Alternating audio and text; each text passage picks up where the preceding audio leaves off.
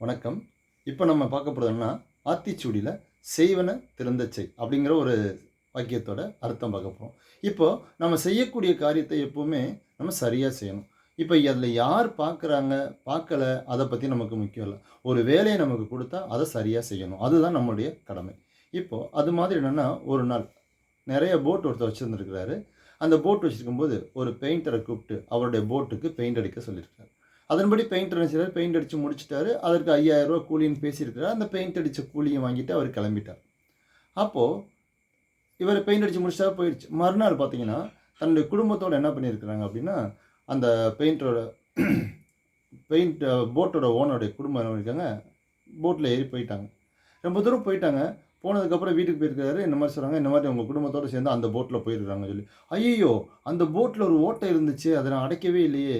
ஓ! என் குடும்பம் எப்படி திரும்பி வரப்போகுதோ! அப்படின்னு சொல்லி ஒரே பயம் அவருக்கு. ஐய்யய்யோ! நம்ம குடும்பம் கண்டிப்பா வந்து கடல்ல மூழ்கிரும். அவங்க திரும்பி வர்றதுக்கான வாய்ப்பே இல்ல. அப்படின்னு சொல்லி அவர் ரொம்ப புலம்ப ஆரம்பிச்சுட்டாரு. பட் அன்னைக்கு ஈவினிங் அவங்க பார்த்தீங்கன்னா, திரும்பி வீட்டுக்கு வந்துட்டாங்க. அவருக்கு ஒரே எக்ஸைட்மென்ட், ஹேப்பி. அவ்ளோ ஹேப்பியா இருந்துட்டாரு. என்னடா அப்படின்னு பார்த்தீங்கன்னா, எப்படி எப்படி நீங்க வந்தீங்கங்கும்போது, நீங்க சொன்ன அந்த போட்ல தான் போனோம். போயிட்டு வந்துட்டோம்ன்னு. அப்படியா?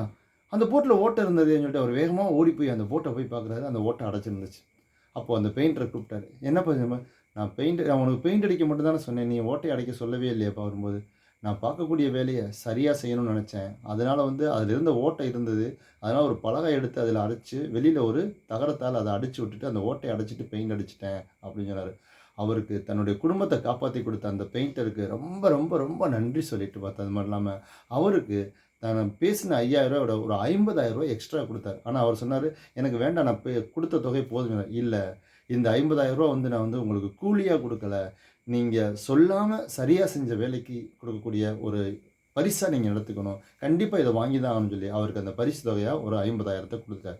இப்போ ஒருவேள அவரு செய்யற வேலையில அந்த ஓட்டைய பார்த்துட்டு அவர் விட்டுட்டு வந்திருந்தாரு அப்படின்னா, என்ன நடந்திருக்கும் அப்படின்னு பார்த்தீங்கன்னா, கண்டிப்பா போட் வந்து தண்ணிக்குள்ள மூழ்கி இருக்கும்.